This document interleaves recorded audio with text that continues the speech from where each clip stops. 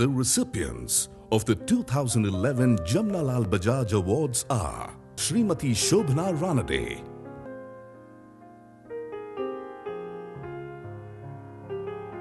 Srimati Shobhana Ranade is a quintessential Gandhian who was an active volunteer during Mahatma Gandhi's Quit India movement. Post-independence, she devoted herself to women empowerment in Assam and Nagaland.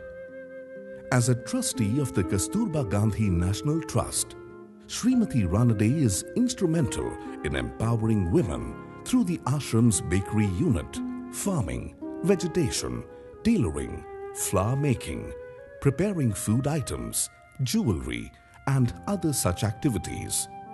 The Bal Griha currently takes care of over 40 young deprived girls, providing them shelter, food, and education. There is a Bal Gram consisting of 3 Bal Sadan homes, where currently there are 27 girls.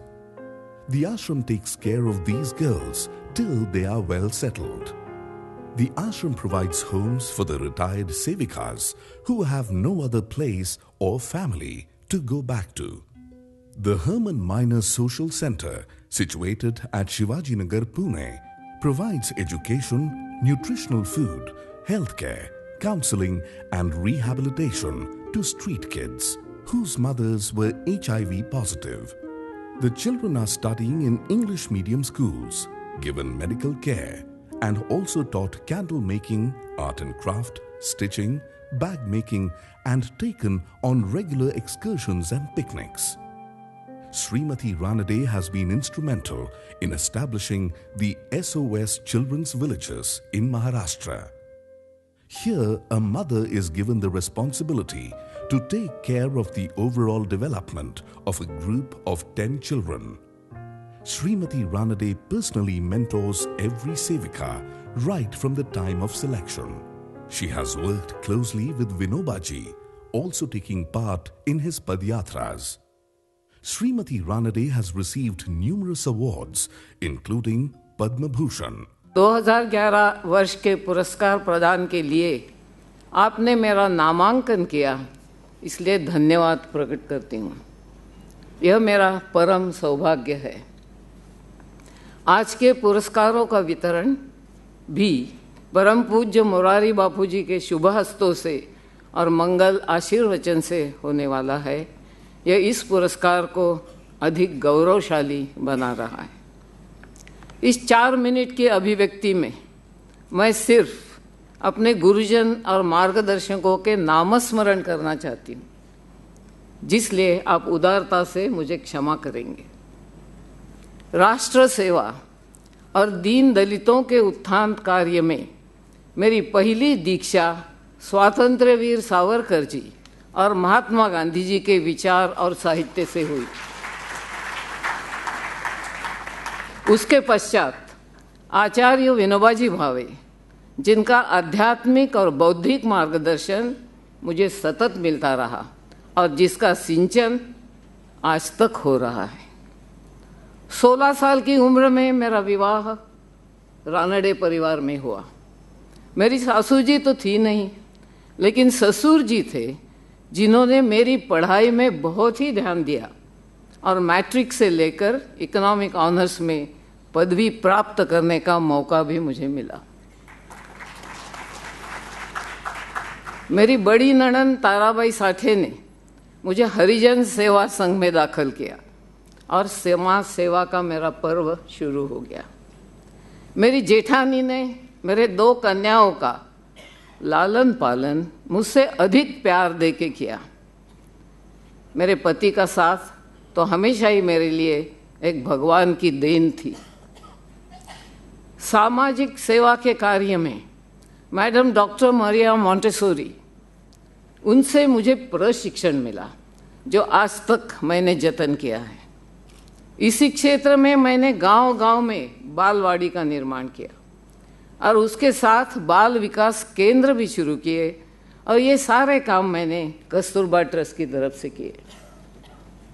स्त्रियों के विकास के क्षेत्र में Shrimati Lakshmi Menon, doctor Sushila Nair और आसाम जाने के बाद श्री अमल प्रभा बाईदेव तथा बंगाल की श्रीमती अशोका गुप्ता, उनके साथ काम करने का मुझे अवसर मिला और साथ साथ गांधी विचार और आचार्य विनोबा के विचारों से मेरा जीवन भी काफ़ी प्रभावित हुआ। श्री अण्णा साहब सहस्त्रबुद्धे, जिन्होंने मुझे खादी ग्रामोद्योग के एक नए क्षेत्र से परिचित किया था और वह मेरा एक प्रमुख कार्य क्षेत्र बना। गांधी विचार का संदेश लेके गांधी शताब्दी में देश विदेश घूमने का भी मेरा अभ्यास हुआ और विनोबा जी के साथ पदयात्रा करने के बाद जैसे भूदान ग्रामदान आंदोलन, स्त्री शक्ति जागरण आदि कार्यक्रमों का दायित्व पूरा लेकर और पूर्ण समय देने का आनंद मुझे मिला। असम के मैत्री आश्रम की मैं फाउंडर मेंबर बनी और अंत में मुझे स्वर्गीय जे.एन. कौल और डॉक्टर हरमन माइनर मिले, जिनके अथक प्रयत्नों से अनाथ निराधार पथवासी बच्चों की समस्याओं का अध्ययन भी हुआ और न जाने कब मैंने उनके मातृत्व का भी स्वीकार किया। विनोबा जी के आशीर्वाद इस काम के लिए भी मुझे मिले और एक नए जीवन की संजीवनी मुझे प्राप्त हुई। इस तरह मेरे जीवन का रसायन अनेक महान व्यक्तियों के अमृत सिंचन से हुआ है। जीवन की इस यात्रा में मेरे साथी, कार्यकर्ता, मेरे सब बच्चे, उनके एक्सटेंडेड परिवार भी साथ रहे और एक अति सुंदर नव समाज की निर्मित के सपने में मैं खुद को भूल गई और एक अर्थ में जीवन परिपूर्ण हो गया। मेरे जीवन की उन्नति का मार्ग के संशोधन भी समाप्त हो गया। इस सेवा कार्य में पूज्य विनोबा जी का पंचशक्ति सहयोग मैंने अपनाया है। देखिए, पंचशक्ति अपने हाथ में समाई है। जनशक्ति, विद्वत जनशक्ति, मार्गदर्शन शक्ति, महाजन और शासन शक्ति और अपनी छोटी कार्यकर्ता शक्ति। सेवा के सभी क्षेत्रों में मैंने पूज्य विनोबा जी का पंचशक्ति सहयोग को अपनाया। आपके लिए भी उसको मैं बता रही हूँ। बहुत सरल है। ये मजबूत अंगूठा जनशक्ति है, याद रखने के लिए बहुत इजी है। ये जनशक्ति है। उसके बाद तीनों उंगलियों में विद्वत जनशक्ति, मार्गदर्शन शक्ति, महाजन और शासन शक्ति और छोटी सी उंगली में कार्यकर्ता शक्ति।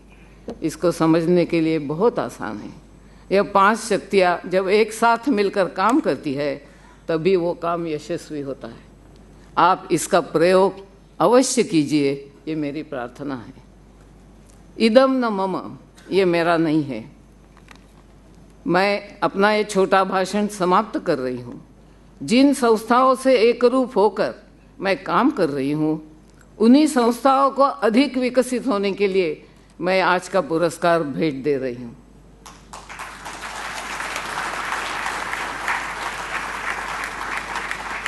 और उसमें एक संस्था का और नाम भी जोड़ना चाहती हूँ, society for the education of the crippled, जिसमें मेरी दिवंगत बड़ी बेटी प्रतिभा गोखले जुड़ी हुई थी। उसकी स्मृति में इस संस्था का भी अधिकाधिक विकास होगा, ये मेरी आशा है। सबको भक्तिभाव से प्रणाम और धन्यवाद।